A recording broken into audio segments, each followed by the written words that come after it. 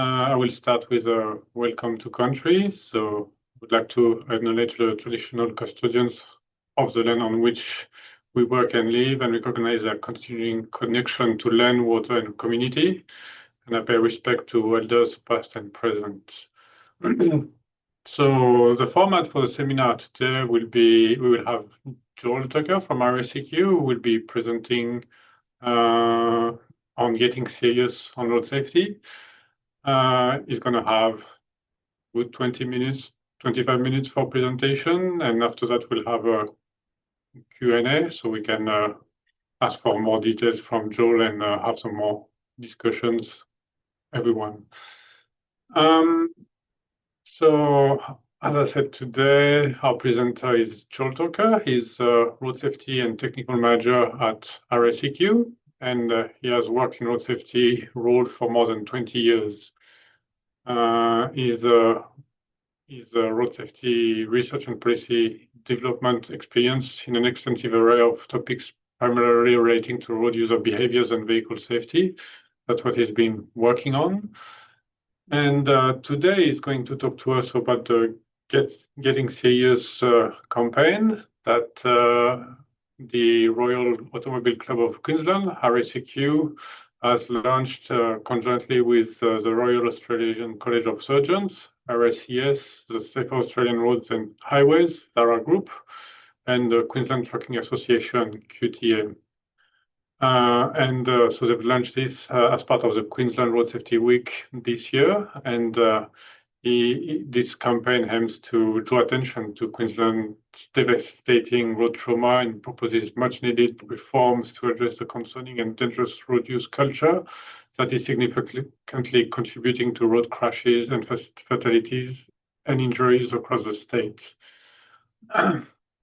So before I give the microphone to Joel, just want to point out that he will have some videos as part of his presentation. And during that time, we will not be able to hear him, so he will be muted. So if there's any issues with the sound, just let us know, and you can put some messages in the chat that I will be monitoring, and that way we can try and make sure that everything runs smoothly, but we might have some technical difficulties at some point. So, Joel, I'll leave it up to you to talk to us about this very important campaign today. Yeah, thank you for that introduction, and great to see everyone join us here today. I've had a bit of a look at the names of the people here, and there's a lot of very familiar names there. So great to see you all. I'll start the presentation, and we'll go from there. But yeah, here to talk to you about the Get Serious on Road Safety campaign that RACQ launched during Queensland Road Safety Week back in August.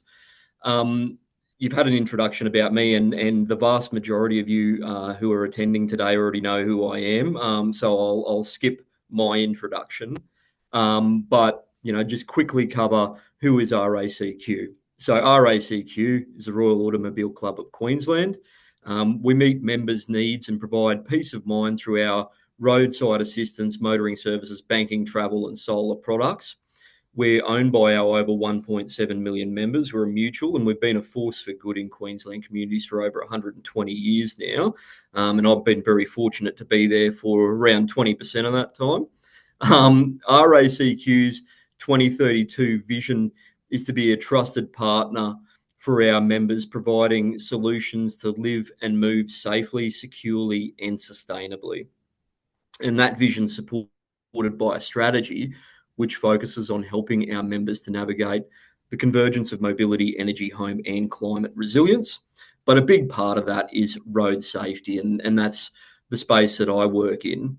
And shortly, I'm going to show you some historical videos to show that they're from about the 1960s, so they're a bit dated, but I just want to show you, some of the things that we've been involved in over the years to do with road safety, because it's always nice to have a bit of a walk down memory lane. So when I hit play here, My understanding is that I'm going to get muted, but you'll get the sound from the video. I'll play a couple of these. There's a whole stack of them on this reel. I'll play a couple, and if there's a desire to see more later, just let me know, and we can figure out a way to show those to you. But these are some historic road safety campaign assets that RACQ, in partnership with BP back in the day, strangely enough, put together.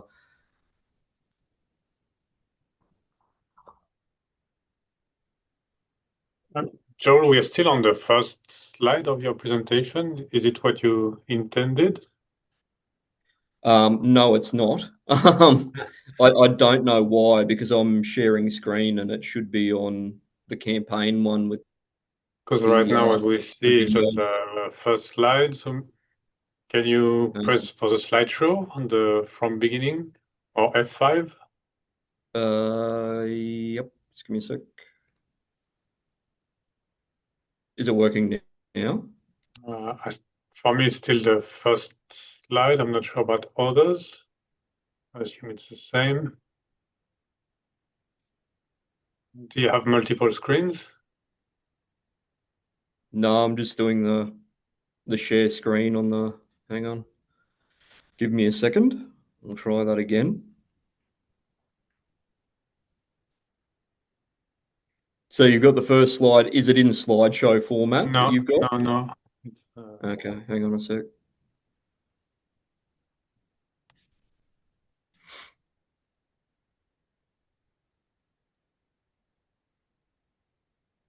If you click the button in the bottom right there, Joel, the presentation screen, that might help, just near where the negative sign is on the bottom menu bar. Hang on a sec, Rob. What? Slide two. I'm sorry. We're on slide 2 now. You got slide 2 now. Yep. Okay. Look, it looks like it wants to show the presentation, but not the actual presentation full screen. Have you got it full screen, or have you just got? No, desktop. Yeah. Okay. Look, let's just do a desktop. That's easier. Yeah, at least on the second slide now. Yep. Okay, cool. All right. Well, if you're on the second slide, all right. We'll skip the old videos because I think we've chewed up enough time trying to get that going. But yeah, for whatever I think reason. we have time. You're fine. Okay. All right. Well, we'll just run it. We'll do one. We'll do the first one. So let me know if the sound comes through.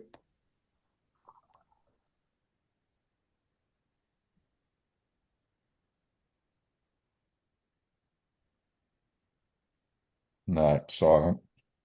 Okay. Let's abandon that because that's causing too many issues. Anyway, there's some old videos. I'd love to show some of the people on this call some of these, just because it just shows a long way that we've come over the years. But even in those times, the campaign videos that we were putting out around road safety were about drink driving, speeding, motorcycle riding, like people not wearing helmets and people speeding and things like that. On motorcycles, basically, people not obeying road rules. A lot of the issues that we're still grappling with now, we were trying to educate members about, 60 years ago. And road safety is one of the things that RACQ's always had a big interest in, and trying to keep our members safe, and that is going to continue into the future. So basically, Queensland's facing a law and order crisis on our roads. And that's the reason for the Get Serious on Road Safety campaign. We've had 4,000 drivers charged with dangerous driving type offences over the past 4 years that had already racked up more than 95,000 traffic offences between them, which is an average of more than 23 offences each prior to committing their most recent dangerous driving type offence. That's a massive concern, that level of repeat offending, and that's something that our RACQ wants to try and address.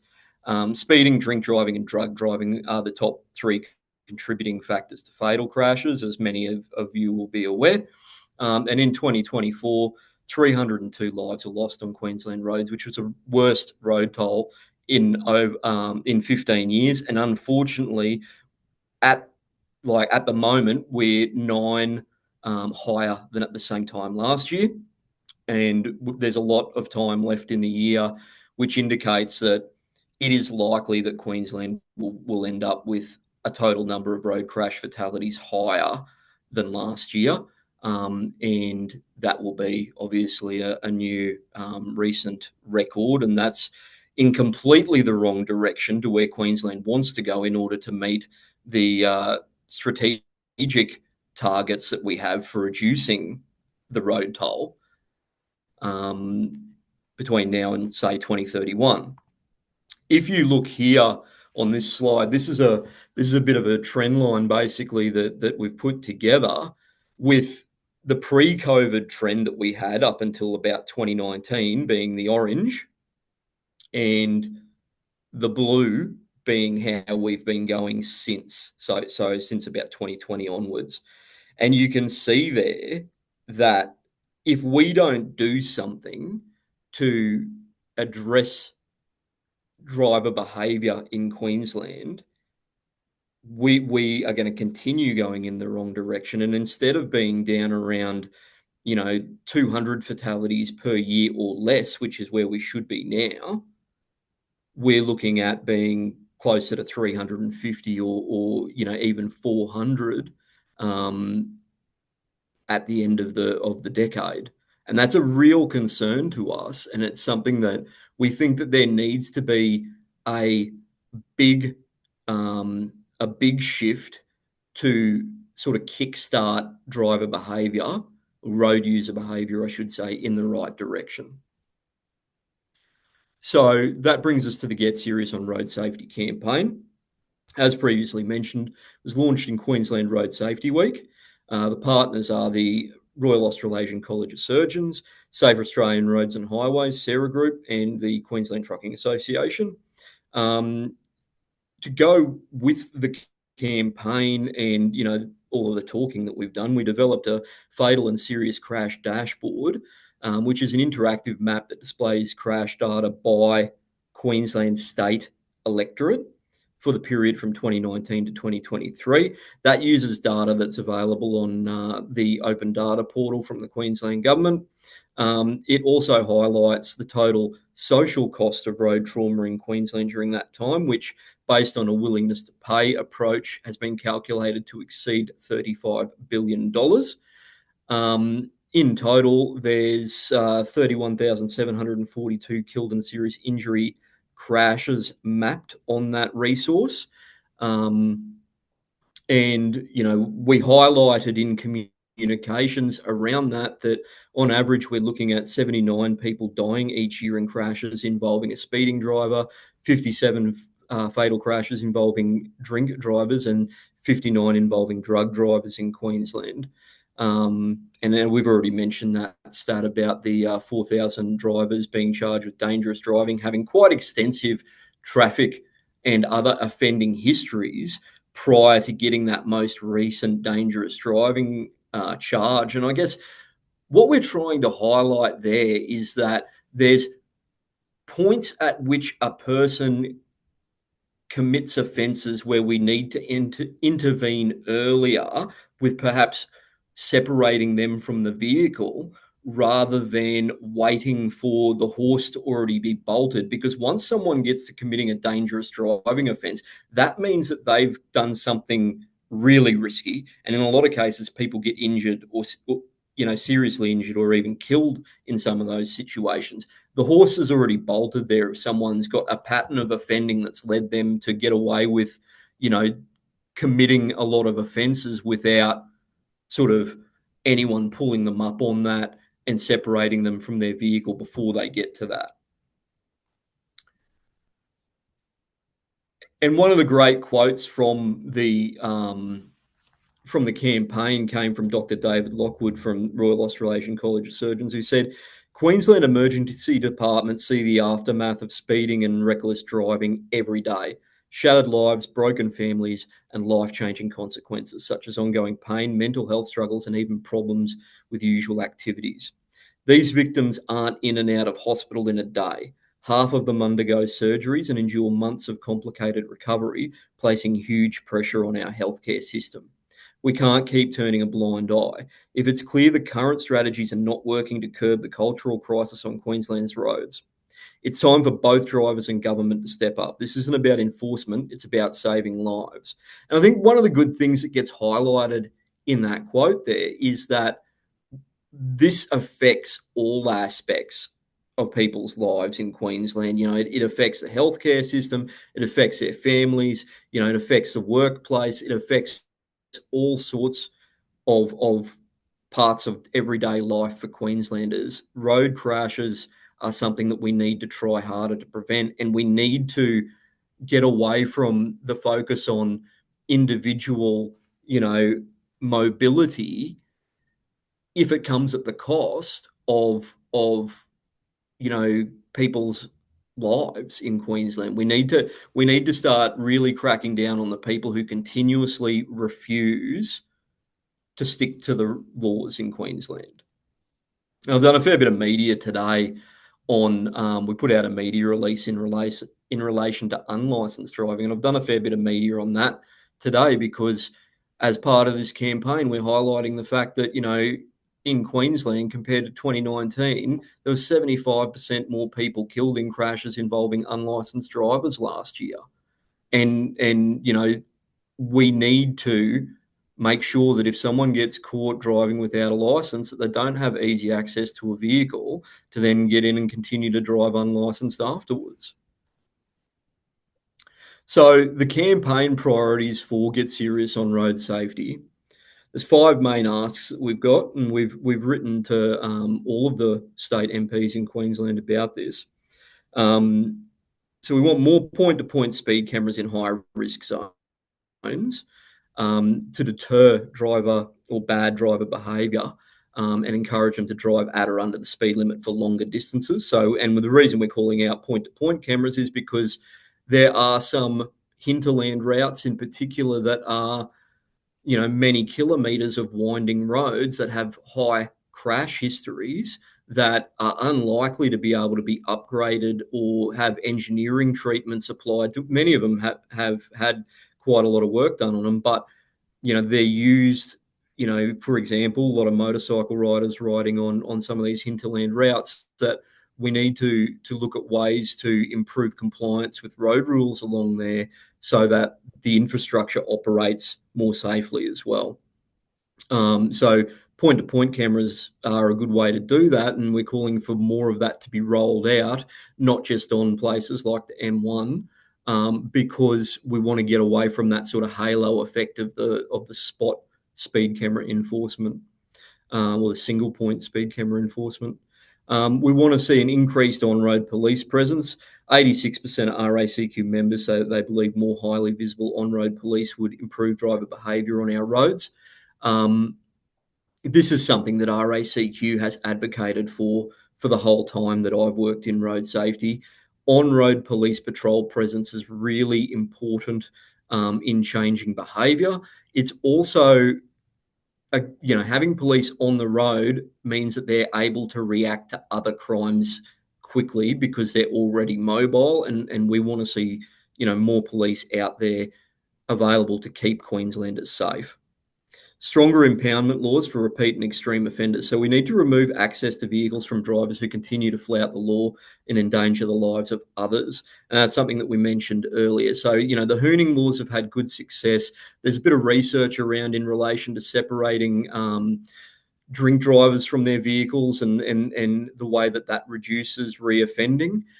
We would like to see Queensland trial impoundment and immobilisation for a wider spread of offences, including, more unlicensed driving offences to reduce reoffending rates and the risk to the Queensland community from people who are breaking the laws regularly. We want to see increased roadside drug and alcohol testing, and we'd like to see at least one random breath test performed per licensed person per year in Queensland, which is about 4 million. And we also believe that drug testing should be mandatory for all drivers involved in serious crashes. I think that, that 4 million number. I think Queensland's been at or below around half that, I think, since COVID time. And I think, you know, getting that number increased will increase the perception of enforcement, which, as we know, if you're trying to deter illegal road user behaviour, you know, not only is the actual penalty important, but the perception that you're going to get caught if you do the wrong thing is really important as well. We would also like to see some motorcycle licensing reform focused on rider skills. You know, we've had high numbers of motorcycle riders dying in Queensland. And, you know, it's been a while since Queensland's looked at motorcycle licensing. There was a bit of a review undertaken. I think it was around 2013 was the last time there were significant changes made in that space. And, you know, we're now more than 10 years on from that. And I think it's timely, just like the government was looking at the graduated licensing system. We think that, you know, the motorcycle licensing system is due for a look as well. So, you know, just quickly on the issue of targeting high-risk drivers, I said earlier that it's important to try and kickstart change in culture and behaviour around road use in Queensland to try and get better compliance with all road laws across the board. You know, in the last 20 years, we've seen cases of governments worldwide implementing tougher traffic laws targeting serious and repeat offenders, such as, you know, speeders, drink and drug impaired drivers and dangerous drivers.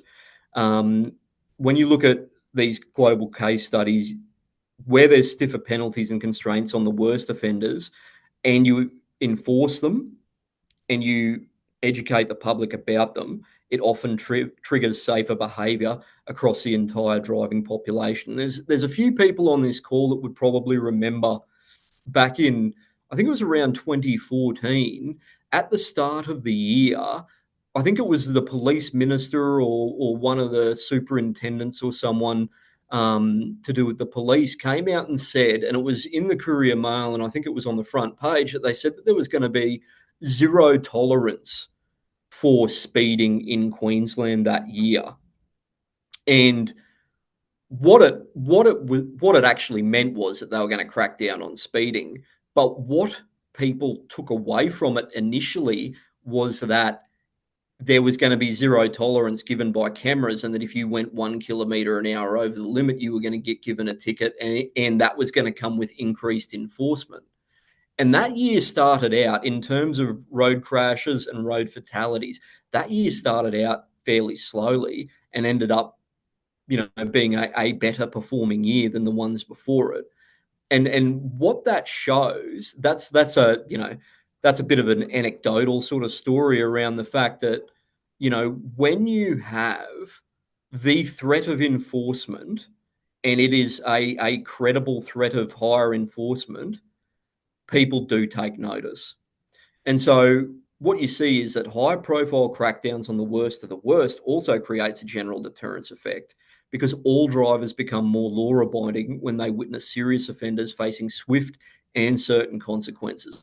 And there's a lot of research around the need for that surety of a penalty being applied. And Barry Watson, I know, is in the audience for this. Like, you know, there's been some research that you know, Barry's done that supports the idea that you need, you know, surety as well as severity of a penalty being applied.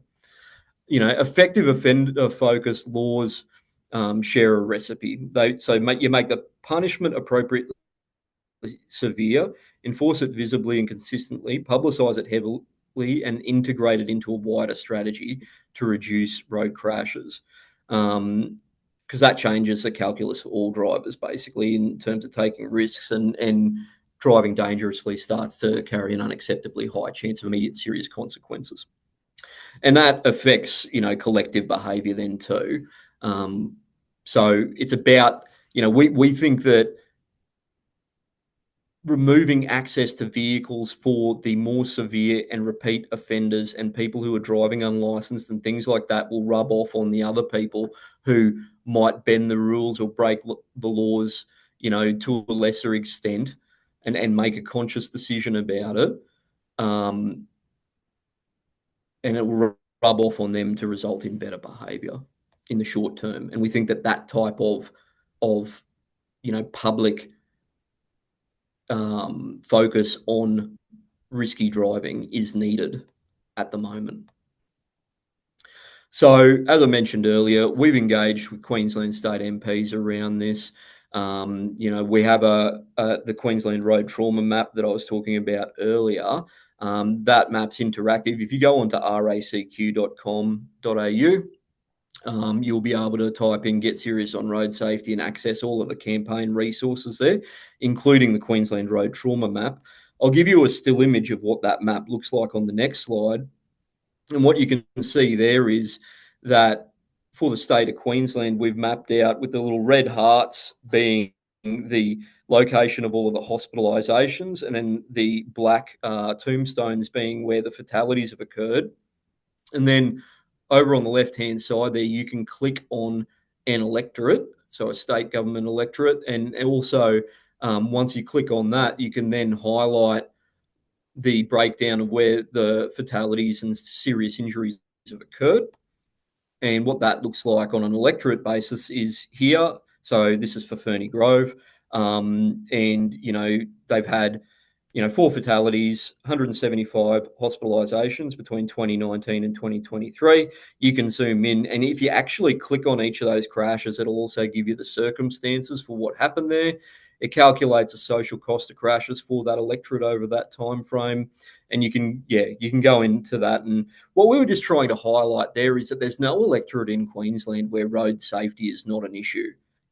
This is over the last 5 years, everywhere in Queensland's been affected by this, and the social cost of crashes is huge, and that every electorate has people that have been affected by road trauma and people breaking road rules and things like that. We wanted to personalise it for the MPs to highlight to them that road safety activities are of relevance to them because it's of relevance to the people that live in their electorates.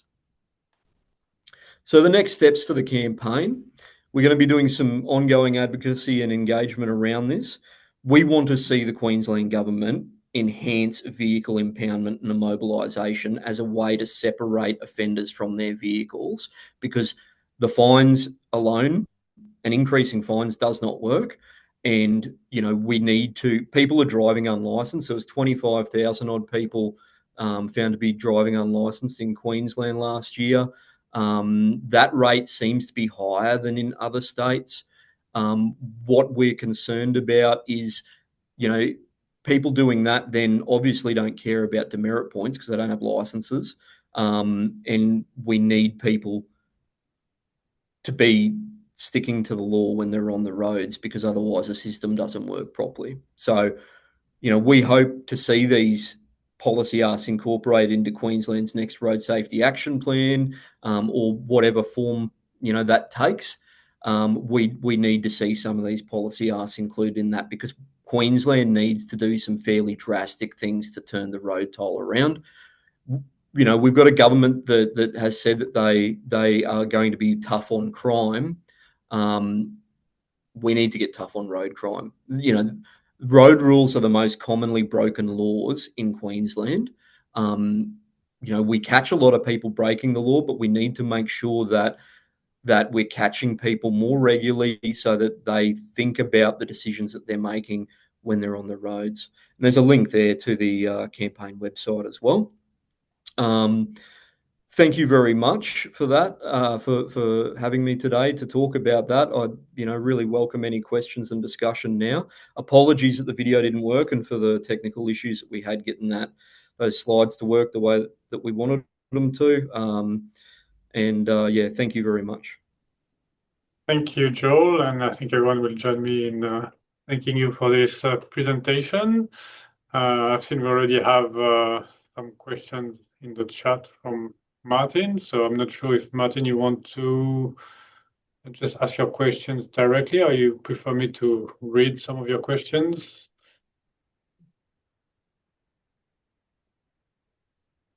Hey, Greg and Joel, can you hear me? Yes, we can hear you. Yep. Yep. Okay, good. I actually have to give an apology because I have to dial into the next meeting, but I was really curious and interested to join for at least half an hour. Well, it's probably more a bit provocative questions, and yeah, I'm very happy to engage and to be contacted from the medical clinical hospital point of view, because as Dr. Lockwood, a dear friend of mine, stated, we see far too much and it's increasing. I might make a few more comments about alcohol and drug testing. We are not allowed to do it, only for clinical reasons.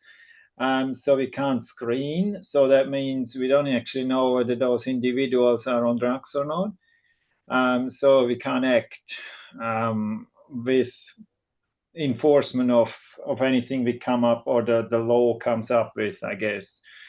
That's one comment, that we're happy to engage with anyone that wants to support us to do, like in other states, even down the border in New South Wales, do those testing. Anybody that comes through the doors of the hospitals in the field of road traffic crashes. The other one is just purely being a pedestrian and also coming from Middle Europe, Switzerland. The pedestrian is the king on the road over there. So pedestrian crossings are clearly signed. You can't touch anyone on the, or hit anyone on the pedestrian crossing, otherwise you are in deep trouble, and it's enforced. So I think it just needs to change sort of the behavior and the culture on our roads. I know it's a very, very hard task to do, but I guess together we're stronger, and that's also why I like this forum and the college, that we just try as hard as we can to support each other, and also RACQ that has a massive force in this advocacy for road safety, to have small wins, but the more small wins we have, the bigger the wins are at the end. Joel, any comments on this? I guess it aligns with what you were saying before with the need for more enforcement, but any thoughts on what should be done within the hospitals? Oh, look, I think that, Martin's got a lot more experience with what goes on in hospitals than what I do. And I think, RACS has been a really good ally to RACQ in terms of this campaign and other road safety campaigns that we've done. I think that, we need to be looking at drug driving more in general. All of the statistics are indicating that the drugs are becoming more and more of an issue. And I think that, we need to be listening to our medical experts around how they think, we can get better information and better interventions around drug driving. I think that in relation to the comment Martin made about the pedestrians, I think what we've seen probably since COVID, and there's been a little bit of research around this, and I think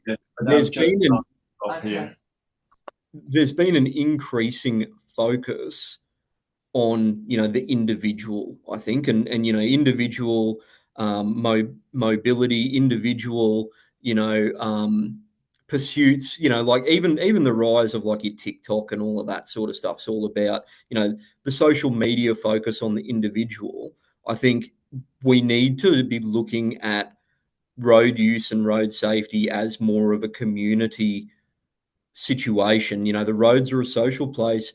Roads are made to get people and the things that people need from point A to point B first and foremost, and they need to do that safely. And to make that system work, people need to operate within the rules, because once the rules get broken, then the system isn't working the way it was designed to work. And, engineering, goes a long way to improve that. And obviously we had a really good win with the Bruce Highway commitments and the improvements to the Bruce Highway that have been announced earlier in the year. But that's part of it, because people still need to do their part on the roads as well. And we really need to look at how we can improve that behaviour and change that culture away from a me first, I need to get here quickly approach to a, I need to operate within the system to make sure that I get there both safely and on time. Because road crashes cause massive congestion and other issues that people don't like. And if time is so important to you, then sticking to the road rules should also be something that you want to do. And looking after pedestrians and everyone on the road should be a priority for Queenslanders. Joel, this is Barry Watson. G'day, Barry. G'day. Just a couple of questions I'd like to make. Firstly, I think it's great attention to the reduction in that's occurred, particularly BT. Second, and serious injury crashes, because sometimes the fatal crashes get overlooked. In terms of that, the comment you were making about the speed enforcement tolerance. Actually, I recall when all that happened, and it was that research was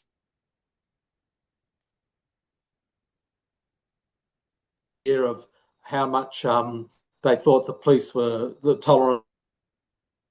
But what the police actually did was wind down tolerance.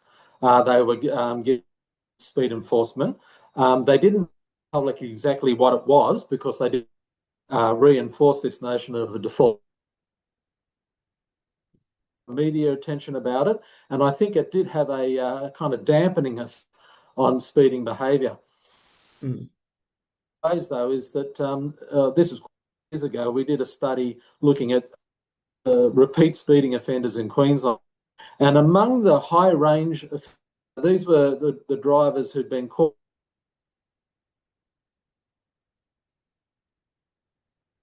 kilometres above the speed limit. Was shocking. So kind of confirms saying, and kind of confirmed the saying that I'd always said, that people drive as they. And one of the things that we researched was that just as we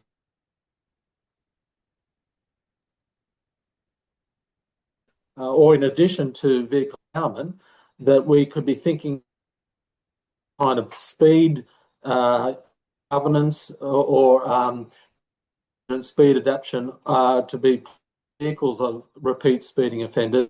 They can't continue the behaviour.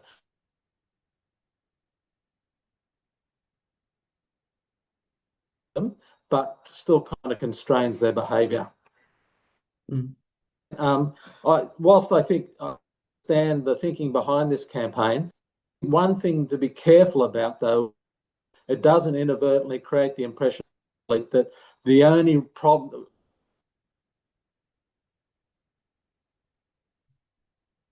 because although they are part of the problem, there's also a day where people who have no traffic history are involved. So it's just a warning about making sure that the overall picture is still broad. Yeah, and thank you for that, Barry. And I think that you were actually breaking up a little bit on this end when you were talking there. But what I took from your comment was that don't just focus on the repeat offenders or the people with extensive traffic histories, but make sure that we have the message out there for everyone that it's important to improve behaviour as well. And I think that that's right. I think we looked at statistics around road crashes where a traffic infringement was also issued, or where where someone was actually issued with an offence as a result of that. And I know that in Queensland the numbers above 60% for that. So what that shows is that people think that if they break laws or whatever, that can be a fairly harmless sort of thing, but in the majority of cases, when a crash occurs, someone also has done something that is, clearly able to be issued with a traffic offence in relation to that case as well. So the idea of an at-fault driver is strong, and an at-fault driver, it doesn't have to be a really serious offence. It can be a first offence, but when you break the rules, a crash is more likely to occur. Thank you, Joel. just everyone let me know if you have a question. But in the meantime, I will ask you for your campaign that you've just presented. How did you deliver it, and are you going to try to measure what effect it might have on the state?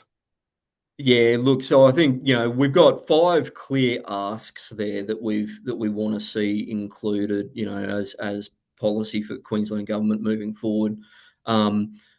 So that's fairly easy to measure, because for us, the idea is that, we've made these recommendations.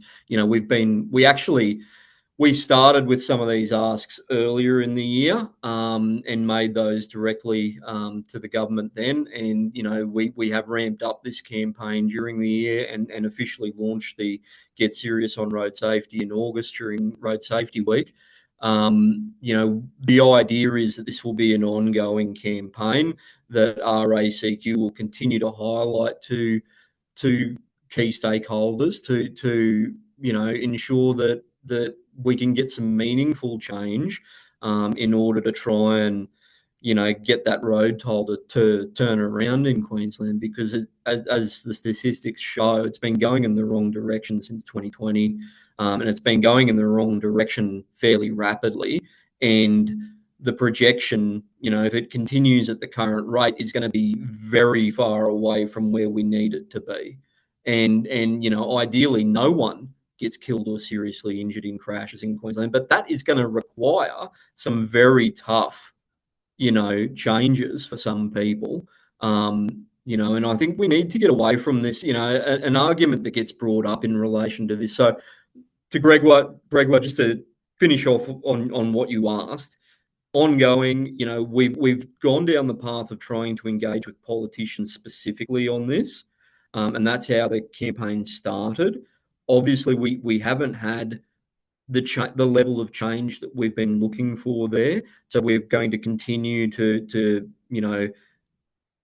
continue with sort of public education activity and engagement around this, and also ongoing publicity of the issues that we're trying to tackle, to highlight the idea that road safety is important and that we need change in order to meet the targets that we've set in Queensland. And that's how we're going to measure this, is that we need to get the actions that we've asked for, and then secondly, we're going to need to see that road toll turn around and start heading in the right direction. So they're the things that we want to focus on. So but I think that. Have you seen any progress on the 5 actions that you want? And also, do you get some feedback from your members about what they think about this campaign and if they support it and all of these type of things? Yeah, look, very supportive from members. People who are doing the right thing out there on the roads and paying their registration, and they've got valid licenses and they try and stick to the road rules. They don't like the idea of sharing the road with people who flout laws like driving unlicensed and things like that, because not only does it increase risk, but it's also, it makes them feel like, well, why am I going to additional effort and expense to do the right thing when people get away with doing the wrong thing? So generally people don't like that. It's like when someone cuts a line in front of you, anywhere else, generally that's not socially acceptable. And so, it's the same sort of situation there, that even if they don't see, or they don't fully understand the crash risk and things like that, they do understand, the idea of, the expectations around what's the expected behaviour for people in certain social situations, and road use is one of those. And so I think what you see there is very good support for people not wanting to have people get away with bad behaviour on the roads. In terms of government response, we're hoping, as I said earlier, we're hoping to see more of these things included in, government action plans and things like that moving forward. There's already been a lot of research done on what leads people to commit offences and the sort of extreme driving behaviour and how you intervene with that. there's been international research around, effective deterrence in terms of penalties and things like that. And impoundment and immobilisation is definitely one of them. I don't think we need more research in that space. We need to start trying things because, it works, for the hooning offenders. We need to broaden that out, the use of some of these interventions to a broader range of drivers to reduce that reoffending risk. And so do you think that it's largely because of reoffenders that crashes are going into the wrong direction in Queensland? I think that the perception of enforcement and the ability to reoffend is a contributing factor to that. I think that, you look at the number of unlicensed drivers that are involved, things like that is a choice, right? So there's not many people in Queensland in the year 2025 who do not know that you need a license, a valid driver's license, in order to legally operate a motor vehicle on Queensland roads. This is not a new concept. This is not something, and it's not even internationally, even if you've moved from somewhere else to Australia, it is not a strange concept that someone should require a valid driver's license to drive on the road. Like, that's a fairly standard thing these days. So the idea that people go, well, I didn't know, well, what about people who genuinely didn't think that they needed a license to drive in Queensland? Australia has been a fairly good performer in terms of road safety in the past. And, part of that has been around requiring things like licenses and registrations and people to adhere to road rules and enforcement of road rules. So I really struggle. There's always strange things that happen, but I really struggle to think that people aren't making a choice to offend in a lot of cases as well. And I think that being able to get away with it, or the risk of enforcement not being high enough, and the penalties not separating people from the road environment. So, fines, you got a lot of people who have spur debts and things like that. The fines went up massively in recent years.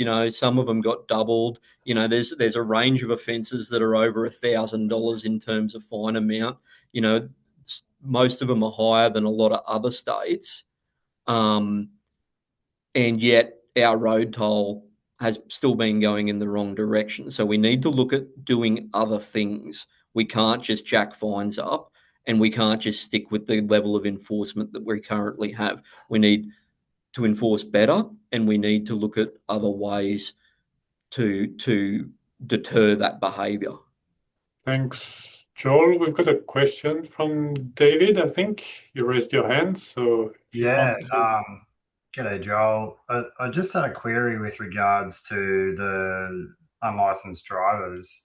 Is there any data to identify whether it's someone who's been unlicensed for quite some time, someone who's had a disqualified license, or someone who's just missed the notification email to go in and update their license and repay it for the next term, now that TMR has gone to that automated system where you no longer receive anything in the mail that's substantial as a reminder? Yeah. Look, in terms of the 25,000 offences that we've been talking about in the media, we don't have a breakdown to separate that out in relation to that. But again, it's like I was saying, in the scheme of things, there's two reasons that you can sort of get booked for unlicensed driving. And one is that you don't currently hold a license because it's either expired or you've lost it, like what you pointed out, or you never had one to begin with. And, generally if you apply the reasonable person test, you would go, does a Queensland, license holder have the ability to check their current license status? Yes. And does that person understand the need to have a valid license in order to legally drive? And I would argue yes. And I would say that the majority of the 1.7 million RACQ members would agree with that concept, that a person who wants to have the responsibility of driving a motor vehicle in Queensland should be able to make sure that they have a valid license at the time that they're doing so. Yeah, no, that's a really good point. I think it'd be really beneficial because we often work with data and we don't know the story behind the data. We're just relying on it being entered properly, and we're relying on those attributes associated with the data. I think a longer term conversation with QPS might be if they're able to identify why the person's unlicensed. It would certainly help you and make it a lot easier. Yeah. Yeah, and I don't have access to that. It might be available, but you know, again, I think, you know, we're trying to put the onus back on the individual to make sure that they're thinking about road safety and getting serious about it and going, well, what are the requirements of me? Where's my part in this? Not just that, we've asked for things from the government, but this is also about making people realise that we all play a role out there on the roads in keeping them safe.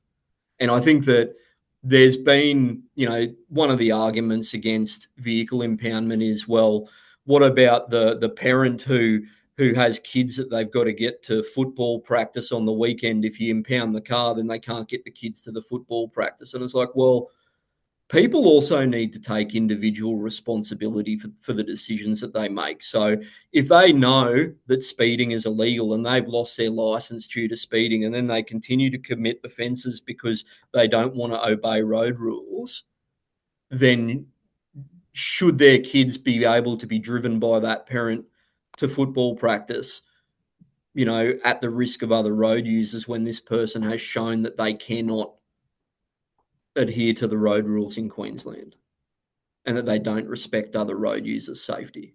And I think that we need to move away from the idea that people aren't responsible for their decisions on that stuff, because I think that we've gone too far down that track in recent years.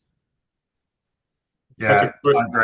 It's pretty well defined. If you've lost your license through infringements, then you've lost the freedom to drive. Yeah, agree. I've got a question from Mark. Mark, if you want to unmute yourself. Yep, thanks, Gregor, and thanks, Joel. That was a really good talk.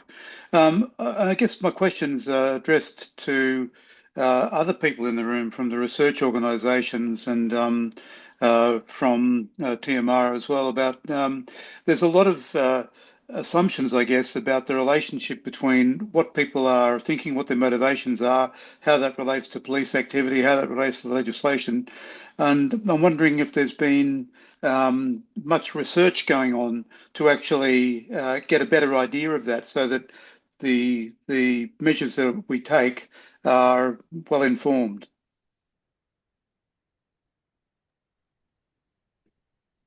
Any comments that anyone wants to add to Mark's question? Otherwise, I guess it's something for everyone to think about and see where research might be needed in the future.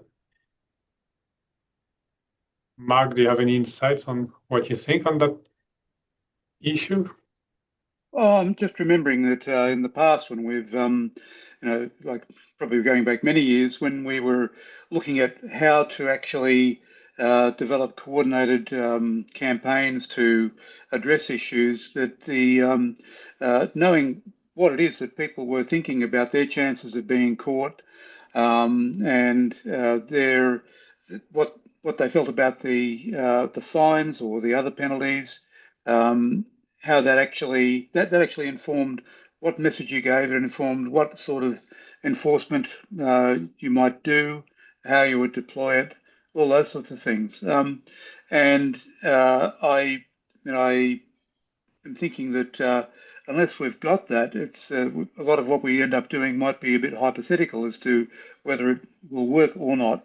So just if there's some research going on that makes us better informed, that would be ideal. And I'm just asking if that is going on. And I guess, sorry. Yeah, I'm not sure from my side, but maybe some other people in the meeting might have some ideas about what's happening in their research centers and what might be looking at that. And I guess the challenge that I'd put forth on behalf of RACQ to the research organisations too is that, there has been a lot of research already done around the effectiveness of enforcement methods and the effectiveness of different penalties and things like that. And we know already that if you want to deter bad driver behaviour in general, enforcement is important, and a penalty to separate that person from being able to drive is important. So realistically, how much more, like, you can ask individual drivers and have different sample sizes and things like that, but the big sample that we've got is the Queensland driving public and the number of offences that we're seeing, and then and the high numbers of unlicensed drivers that we're seeing, and the high numbers of crashes and fatalities that we're seeing, and those trends going in the wrong direction, which indicates to me that the case is made for better enforcement, and more people being penalised for bad behaviour. I think we need to look at catching more people and applying the existing penalties, but also separating problem people from their vehicles. I really don't. I have seen a lot of research on this, but I haven't seen, where people have gone, okay, well, let's try this, and actually then evaluate it in Queensland. We need to see the commitment from the government to go, let's try this and either prove that it works or prove that it doesn't work. And we'll get the research organisations to evaluate it, and we'll do it properly based on what the research currently says, which is what we're talking about. All of these things that we've asked for are supported by research. Let's actually try these things rather than going, oh, well, we need to research before we do these things, because there's been a lot of research done internationally around these topics. And, Barry was at,